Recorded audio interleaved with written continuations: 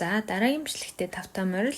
Өнөөдөр би та бүхэндээ ая тухтай сэтгэл амар амьдрахын тулд хийх ёстой 4 зүйлийн тухай ярьж өгье гэж бодлоо. За тэгээд тэрний өмнө би одоо нэг ойр жоохон зар оруулна шүү. Та бүхэн маань уучлаарай. Японы хэлний бэлтгэлд байнга одоо бүртгэл явагдаж байгаа. Тэгээд та бүхэн маань Японд сурах сонирхолтой хүмүүс байвал миний инстаграмаар одоо холбогдож дэлгэрэнгүй мэдээллийг аваарай. Тэгээд ойр хавийнхаа одоо Японд сурах сонирхолтой хүмүүст түгээж хэлж өгөөрэй гэж хүсэж байна. За тэгээд өнөөдрийнхөө ярих сэдвтэ оръё.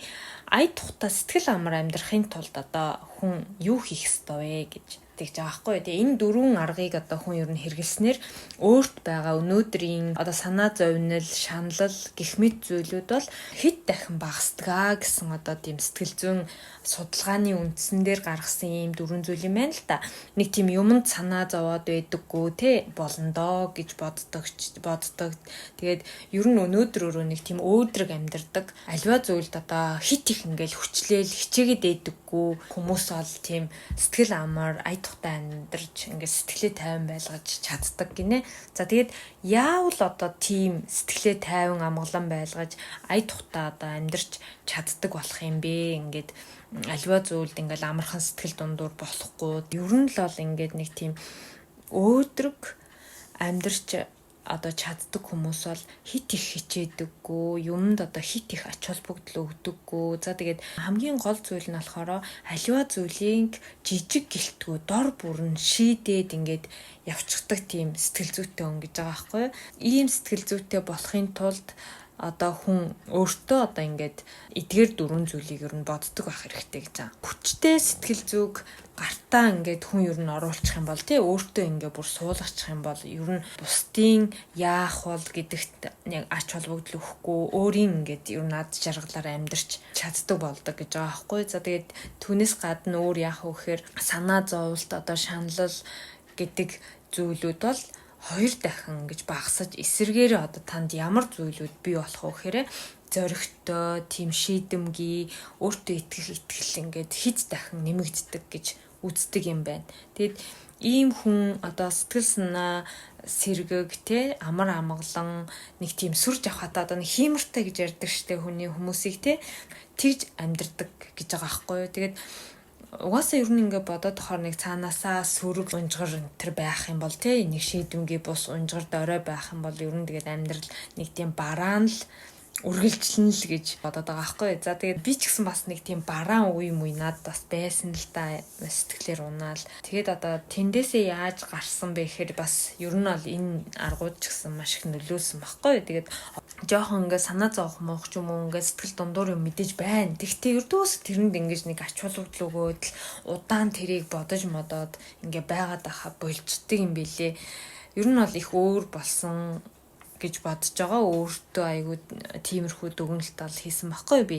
За тэгээд одоо нүдэн ингээд нэг тийм жавхатаа гэж байдаг штэ тий. Тэгээд аливаа зүйлд одоо ингээд амархан шаналаад байхгүй ингээд сэтгэл зүйтэй болоход одоо ямар зүйлийг хүн бодох вэ гэхээр 4 зүйлийн нэгдүгээрт нь болохоор хамгийн муу одоо хамгийн хэцүү амьдралыг төсөөлж бодох гэж байгаа байхгүй юу. Эннээс дор амьдрал гэж ямар амьдрал вэ? Одоо жишээлбэл өөрсдийнхөө хамгийн хэцүү үеийг ч гэсэн бодож болно шүү дээ. Тэр үед ийм хэцүүээс одоо тэгэхэд ийм болцсон байх гэдэг юм уу те.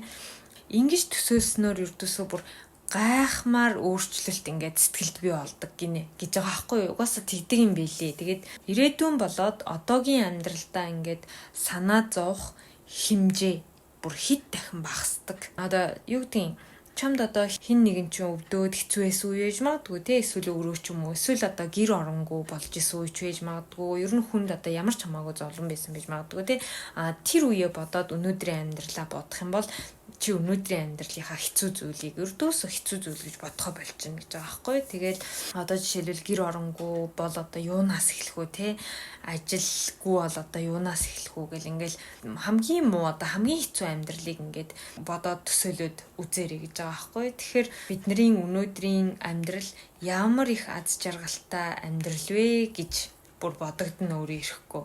Тэгэхээр нөгөө нэг өнөөдрийн амьдралынхаа одоо сайхныг бид нөгөө харж чадахгүй Тэгэл ердөөсөө нөгөө болохгүйгээ хараад идэг учраас бас нэг дутагдaltaй тал байгаа байхгүй. Өнөөдрийнхөө амьдралын сайхныг харж чадахгүй хүн ерөөсөө яах вэ? Сэтгэл нь юмд ингээд ханахгүй.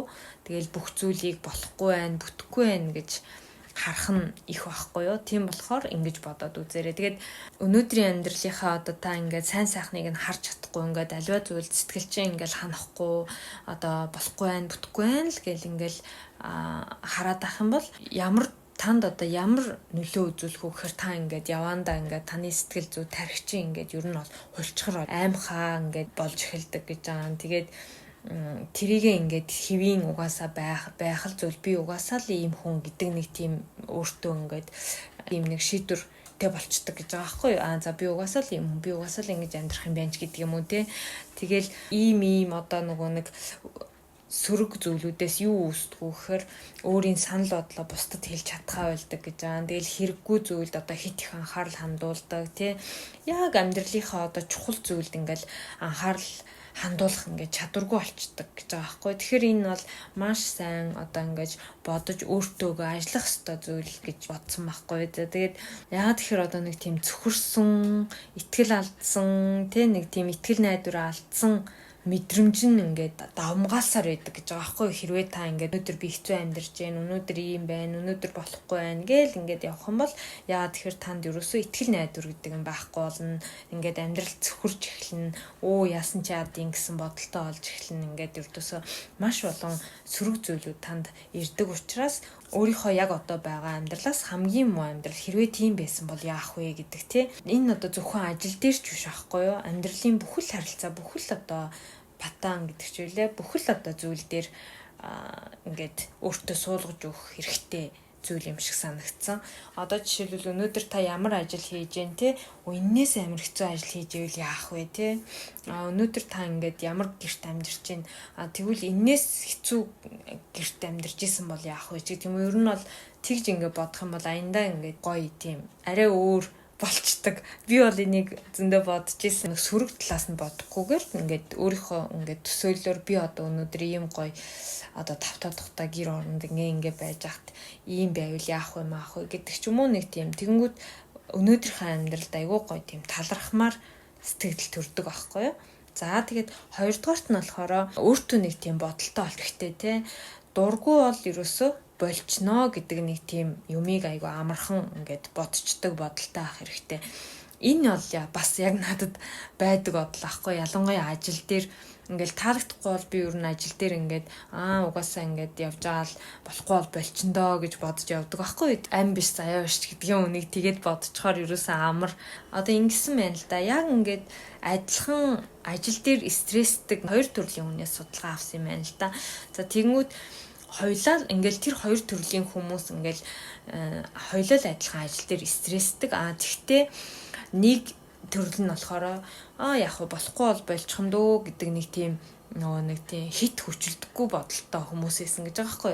Нөгөө талд нь болохоор одоо болж болохгүй ч юм уу те болох боломжгүй ч гэдэг юм. Одоо тэр ажилд байхгүй бол болохгүй ч гэдэг юм уу. Би ингэх юм бол ажилгүй болчихно ч гэдэг юм уу. Ингээд нэг тийм амар одоо тэр ажилд хит их ачаалууд л өгөөд ингээд тэрэндээ ингээ бүр болж болохгүй гэдэг юм толгойдоо бүр суулгацсан тийм хоёр төрлийн үнээс ингээд судалгаа авсан чинь болж болохгүй гэдэг бодолтой хүмүүсийнх нь стресс бүр 5 дахин их гарсан байна гэж байгаа байхгүй юу. Сэтгэл зүйн одоо хувьд маш одоо тийм сөрөг нөлөөтэй маш том сөрөг нөлөө үзүүлэх зүйл гэж үтсэн байгаа. Тэгээд ер нь ингээд юмыг ингээд өөр арга байхгүй ч юм уу те яг л энэ л одоо гэдэг нэг тийм амар өөр гарц гаргалгаа байхгүй гэж бодох нь ер нь хүний стрессийг бүр улам ингээд хэвийн байхаас хит дахин их болгодог гэж байгаа байхгүй юу.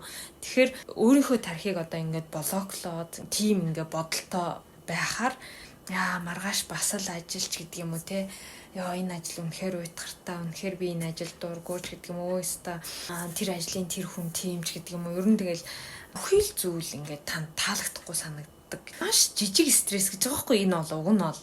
Тэгвэл энэ маш жижиг стресс юм шиг мөртлөөсөө удаандаа ингээд олон жил ингээд та ингээд яг ийм бодолтой яваалах юм бол маш том стрессийг бий болгосон байдаг гэж байгаа өөртөө. Тэр жижиг стрессээс та ингээд олон жилдээ маш том стрессийг бий болгосон учраас өдөр тутмын жижиг стрессээ дор бүр нь одоо шийдэх ч юм уу те гаргах гэдэг зүйл маш чухал болоо явчихж байгаа байхгүй юу. Тэгээд ингээд бодоод тахаар уг нь бол тэр маргааш угаасаа ажилтаа л юм чи ажилтаа л штэ те тэр бол уг нь стресстэй дах зүйл биш. Тэгтэл нөх ингээд асуудал биш зүйлийг маш их стресстэй ингээд санагцсаар байгаад тэгээд ингээд маш амархан сэтгэлээр ундаг одоо тий аливаа зүйлийн гарц гаргалгааг ингээ харж чадхаа болдог. Нэг өсөндөө одоо гэгээлгээр юмыг бодож чадхаа болдог гэнтэр гэсэн байгаа байхгүй. Тэгээд надад бас энэ байсан л да. Би нөгөө нэг хамгийн анхны ажил дээрээ 3 жил баг ажилласан хаа. Тэгчээд ингээ сүүлдээ энэ ажлыг бүр үнэхээр ингээд хиймэргүй санагдаад дургүй ингээд тэрнээс хойш бол ер нь олж явах өөртөө тийм бодол суулгаж ирсэн. Оо яа тийм тэгэл угаасаа ажиллаж сольчих штэ гэл ингээл тэгэл яг хөө мэдээж ойрхон ажил ингээл сольж мэлэх жоохон дэмэлтэй. Тэгтэл ер нь бол тэгж болохгүй гэдэг бодол хүний бүр хит дахин хэвэн байгаагаас их стресс төлдөг учраас зүгээр дургүй бол болчихно тий. Болохгүй бол болчихно гэдэг нэг тийм бодолтой ахаар ганцхан ажилч биш ер нь хүн хоорондын харилцаан дээр ч гэсэн одоо тий заавал одоо ингээл болохгүй юмыг болгох гол ч юм уу ингээд маш их стрессийг ингээд өөртөө бий болгоод авах шаардлагагүй яа. Тэгэхээр тэр болох гээд зүтгээд байгаа стрессээс танд ахаад бүр илүү стресс үүсээд тэгээд тэндээсээ та одоо маш олон зүйлийг өөрийнхөө бие сэтгэлийг хохирож байгаа гэсэн үг байхгүй юу. Тийм болохоор энийг бол маш сайн бодох хэрэгтэй зүйл. За тэгээ 3 дугаарт нь болохоор одоо шаналлах тий санаа зовох зүйлч гэдэг юм. Одоо ер нь зүгээр стресс гэдэг бол амьдрал дээр байдаг л зүйл гэж бодох хэрэгтэй. За тэгээ ингэ бодцохоор бас бүр одоо нөгөө нэг амар амгалангийн туйл болно. Ер нь тэг хүн ингээд сэтгэлээ илүү хөнгөн байлгаж гоё тийм өөдрөг гэрэл гэгээтэй те яг өнөөдөр байгаа цаг хугацаагаа маш гоё аз жаргалтай л өнгөрүүлж чадчихвэл ер нь болоо гэж боддог. Санаа зовох зүйл байна гэдэг бол ер нь энгийн байдаг зүйл гэж бодох нь одоо юуны тухай вэ гэхээр жишээлбэл мөнгөнд одоо санаа зовдоггүй амьдрна гэж угаасаа бид нар байхгүй штэ тий. Энэ угаасаа байдаг л зүйл хэвийн зүйл ч юм уу тий. Одоо юу гэдэг гэр бүлийн хүмүүс тий хосууд ингээ хайртай хүмүүс ойлголцохгүй байна гэдэг бол байдаг л зүйл тий. Них бүр байхгүй зүйл ганцхан чамд байгаад байгаа юм биш лахгүй юу ер нь бол. Тэгэл ажил дээр ч гэсэн ингээл дургу хүнтэйгээ байх ч гэдэг юм уу тий. Тэр ч гэсэн хэвийн л зүйл ахгүй одоо хүн болгон чамтай ингээл таараал гоё чам туртай гэж байхгүй штэ тий. Тийм болохоор энэ бүх зүйл ер нь бол хэвийн зүйлээ гэд ингээ бодчих юм бол таны одоо нөгөө амьдралаас авах стрессийг ч гэсэн бас хэд дахин хасагдаг юм гэж байгаа. Эрүүл мэнд, мөнгө, гэр бүл, хүн хоорондын харилцаа, хүүхэд өсгөх, ажил, хичээл гэл энэ бүгд одоо бүх зүйл дээр одоо хэцүү гэл бодоход улмал өөртөө стресс нэмэх учраас энэ зүйлүүд ч угаасаа л бүх хүнд л байгаа штэ тий дарга цэрэг одоо юу гэдгийг хөгшин залуугүй эрэгтэй эмэгтэйгүй ерөөсө бүхэл хүнд энэ зүйл байдаг учраас за ийм зүйл байгаа маань л харин ингээд би амьдарч байгаа юм байна да гэж боддог ч юм уу тий. Тиймэрхүү бодлоор ингээд боддог болчих юм бол ер нь бол бас сэтгэл санаа илүү гоё амар болчихно.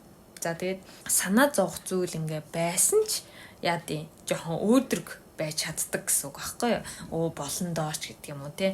Би одоо ч сайн нэг хэсэг ажиллаа солиод тэгээ ингээд яг нэг хэсэг жоохон ажил хайж магаад өмнө нь бол ингээд санаа зовоол өстө нэр гялс тэхгүй болохгүй гэл ингэдэг байсан. Тэгээд одоо болохоор тэгэхэд болно болохгүй бол тэрэц ч юм уу нэг тийм бодол ингээд байгаад тэгээ ингээд зүгээр сайхан ингээд нэг санаа зовоод тахгүй ингээд байж итэл тэгэл яг болчихлаа юм л та. Тэгээд илүү одоо өмнөх өөрөөсөө илүү тийм амар болсон гэх юм уу.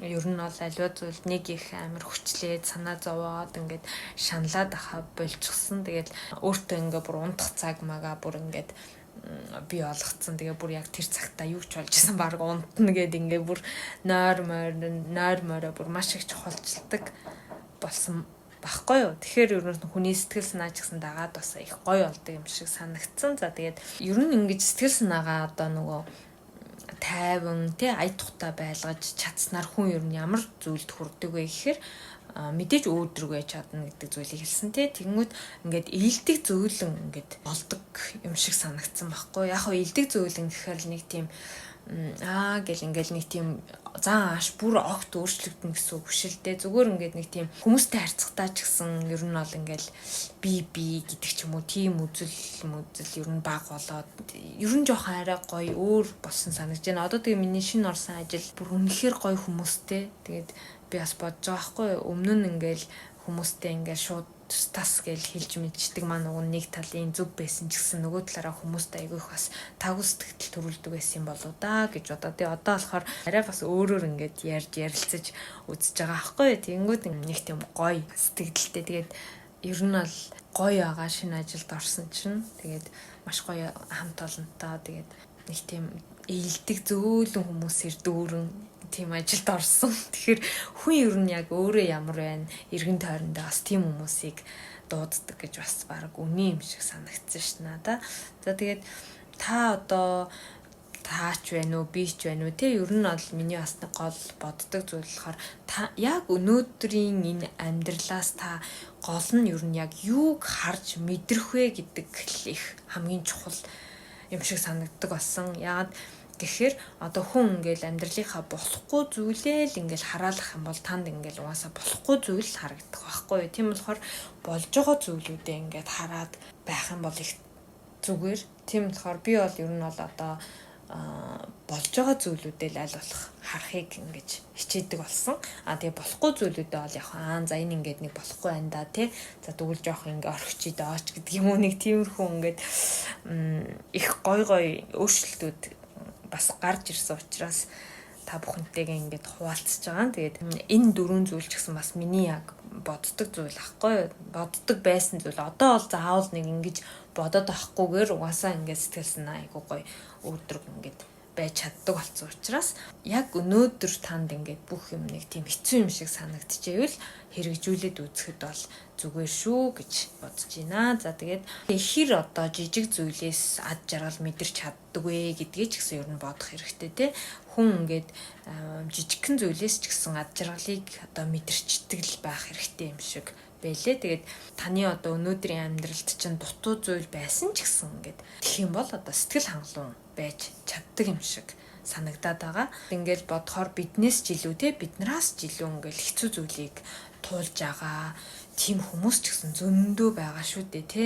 Тэгэхээр ингээд эрүүл саруул ажиллаад хөдөлмөрлөөд дээрэс нь ингээд эргэн тойрны хайртай хүмүүс маань эрүүл саруул байгаад ингээд энэ бүх зүйлд ер нь бол талархаж бодож чадах юм бол ингээл сэтгэл санаа нэрэл тийм шүү гэд ингээд нэг тийм гоё болоо явцдаг.